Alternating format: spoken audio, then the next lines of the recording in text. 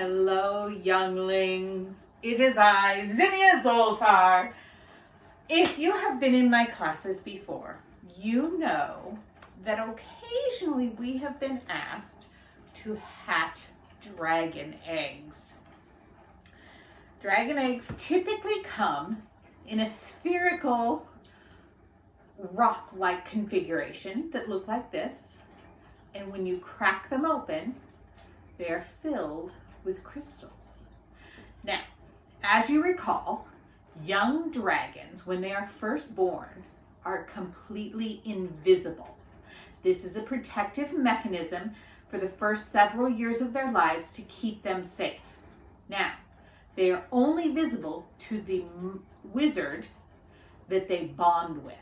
So, if you hatch a dragon egg, the dragon that comes out will be invisible to everyone but you, and you will be able to see them and know things about them. So I thought we would review today some things that we know about dragons. Now, dragons are from all over the world, but we are going to look at 10 different dragons that we are familiar with. So the first dragon is the Hungarian horntail. Now, if you look at my globe here, you can see that Hungary is right here. Can you see Hungary? It's right in there. Hungary is where the Hungarian horntail is from. Now, this dragon shoots fire out of its mouth up to a range of 50 feet. This is not to be trifled with. It has yellow eyes, black scales, bronze horn, and a very spiky tail. Thus, the name Hungarian horntail. Now, the next dragon I want to review is the Norwegian ridgeback. Now, Norway is up here. Norway, and it is right on the coast near the sea. Very cold there. Now, in Norway, you can find the Norwegian ridgebacks. Of this species, the females are far more dangerous than the males.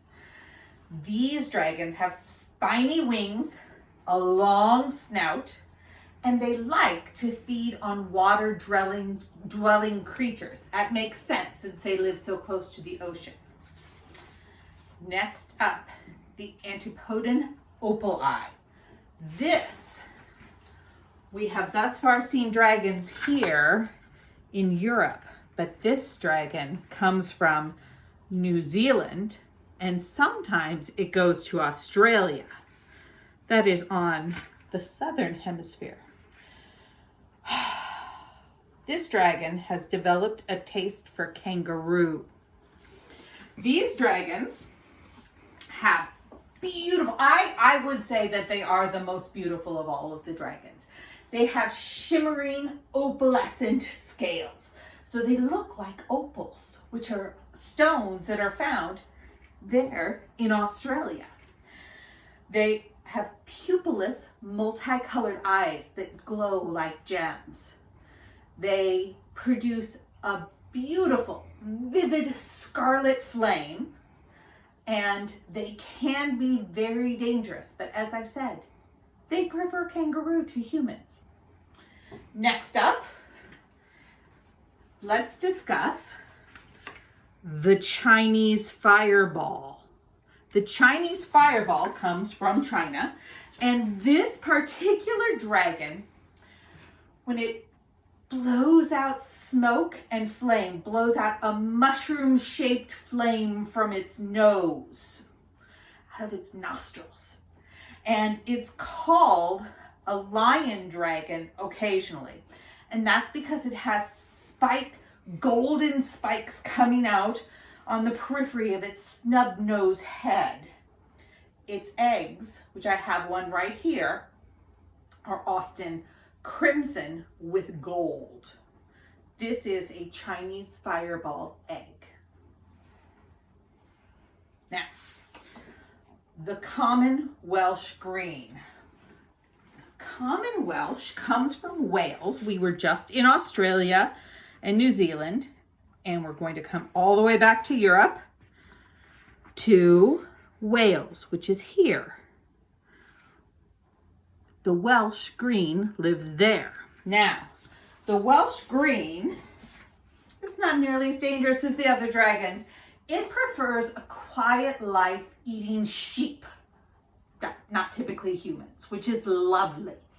It is a greenish color and it blends in very nicely with the grass in Wales.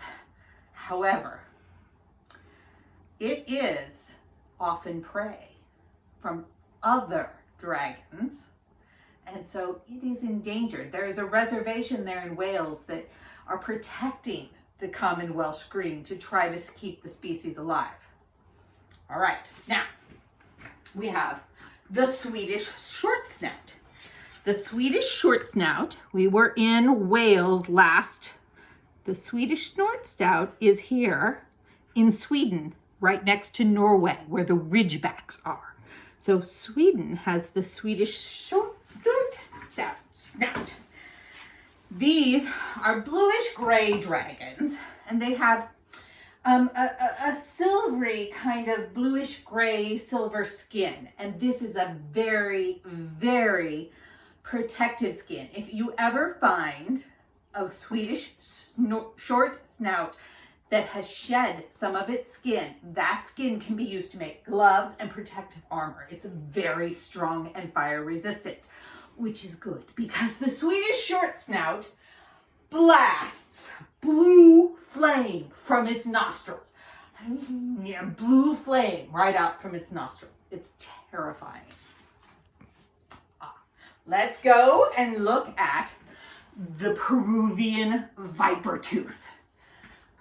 All right, the Peruvian viper tooth is all the way, again, lower than the equator, so south, in Peru. It's native to the Andes Mountains, which are in Peru, the Andes. This is the Peruvian viper tooth. It is a copper-colored dragon. It has very small scales. It is actually the smallest of all the known dragons. But it is possibly the most vicious. It likes human meat. It likes to eat humans. So I would recommend you stay away from these dragons at all costs. The Peruvian viper tooth from Peru, here in the Andes, very, very dangerous. Now, let's go back and look at the Romanian longhorn. So we were south of the equator in Peru in the Andes, and if we come back to Romania, Romania is right here in Europe. Now, the Romanian longhorn is named thusly because it has long golden horns used to stab its prey. These horns are widely sought after. Some wizards mistakenly believe that they can use them for magical purposes. Not true. So the Romanian longhorn has become endangered, and there is now a breeding program to save this endangered species. As a matter of fact, on the reservation where those live, there is a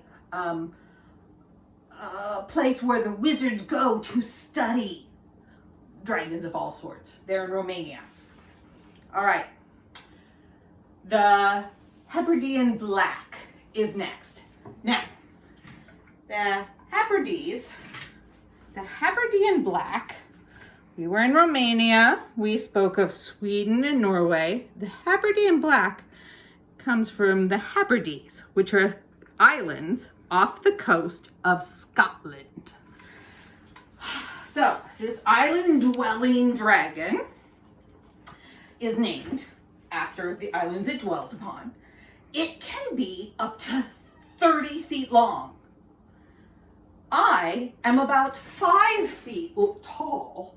So if there were many laid out, so let's see, 30 feet and at 5 feet, so 6 of me laid out. That's how long it would be. Ridiculously large, these dragons. These dragons have rough scales and ridges on their back. They have purple eyes and an arrow-shaped spike on their tail. So their spike is very dangerous. You want to stay away from the Hebridean black's tail. Their wings look like bat wings. All right, next we have the Ukrainian iron belly. The Ukraine is right here, again, next to Romania and Hungary. So this is a hot spot of dragon activity. Now, the Ukrainian iron belly is the largest breed of dragons in the wizarding world. It has metallic gray scales and deep, deep red eyes and long, vicious talons. It is very ferocious and exceptionally protective of its goods. As a matter of fact, Gringotts tends to use them as security measures. Now, what I would like you to do is I would like you to choose one of these dragons.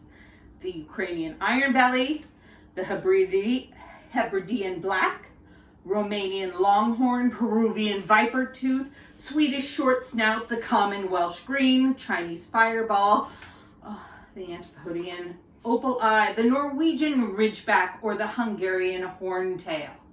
And I would like you to draw or paint this dragon. I would like you to look at the dragon even if it's the most fierce dragon there. I want you to see its inner beauty, and I want you to create a beautiful piece of art of this dragon.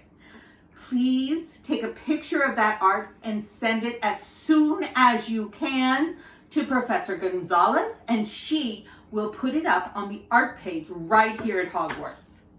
Thank you very much, and I am so glad you could join me to learn a little bit about our dragon friends.